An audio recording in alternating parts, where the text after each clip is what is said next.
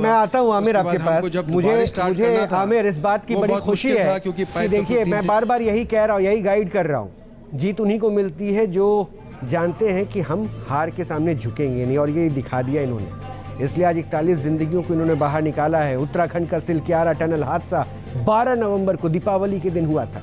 आप और हम तैयारी कर रहे थे, दीपों को तैयार कर रहे थे, और तब से 41 मजदूरों को बचाने के लिए जो रेस्क्यू ऑपरेशन चलाया गया वो आज खत्म हुआ। कुल 17 दिनों तक चले इस रेस्क्यू ऑपरेशन में तरह तरह की बाधाएं आई, दिक्कतें आई, लेकिन सभी मुश्किलों पर आखिरकार इस रेस्क्यू टीम ने विजय पा ली। ये कर्मवीर है, इनके ऊपर एक हमने वीडियो विश्लेषण तैयार किया है।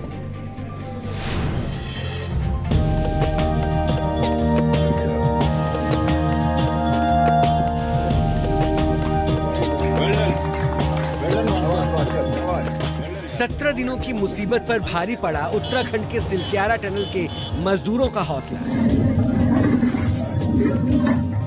17 दिन बाद 41 मजदूरों के लिए मंगल घड़ी आई।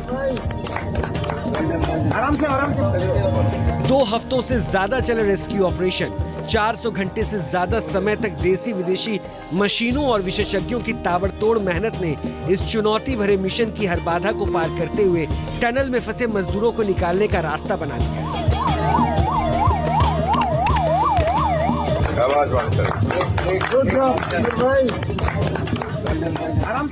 लेकिन ये रेस्क्यू ऑपरेशन आसान नहीं था। मजदूरों को बचाने में लगी रेस्क्यू टीम को हर दिन नई परेशानी का सामना करना पड़ रहा था।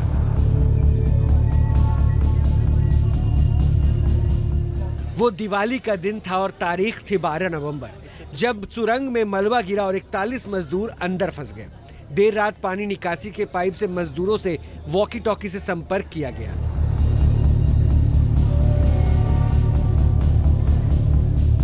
जिस पाइप से मजदूरों से बात हो रही थी, उसी पाइप से उन तक ऑक्सीजन और खाने पीने की चीजें पहुंचाने का काम शुरू हुआ। इसके साथ ही मजदूरों को बाहर निकालने की कोशिश भी शुरू हो गई। सुरंग के पास ऑगर मशीन के लिए अस्थायी प्लेटफॉर्म बनाए जाने लगा।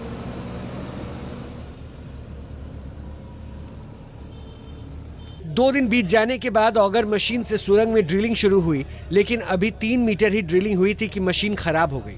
मशीन खराब होते ही मजदूरों के परिवार वालों और अधिकारियों के बीच हड़कंप मच गई। हालांकि इस बीच दिल्ली से आई ये खबर रेस्क्यू ऑपरेशन टीम के लिए उम्मीद की नई किरण लेकर आई।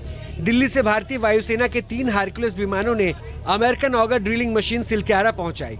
मजदूरों की निकासी आसान बनाने के लिए नॉर्वे और थाईलैंड के विशेषज्ञों से भी संपर्क किया गया।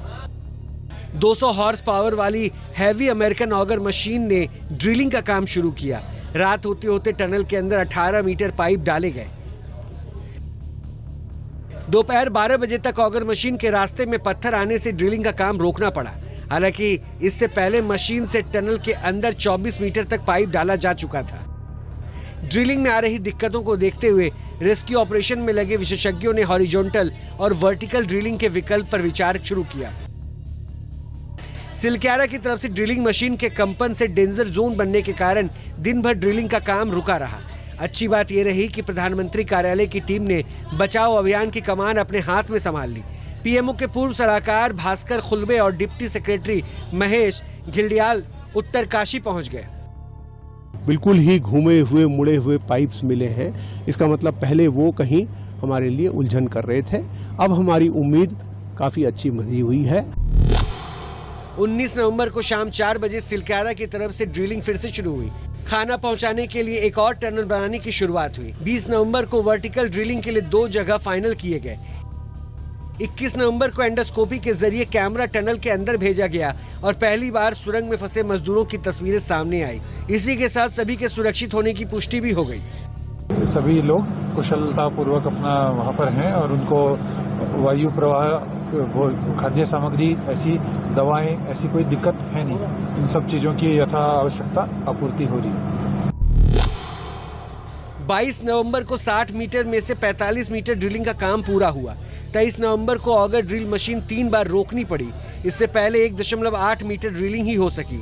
24 नवंबर को सुबह ड्रिलिंग का काम शुरू हुआ तो ऑगर मशीन के रास्ते में स्टील के पाइप आ गए, जिसके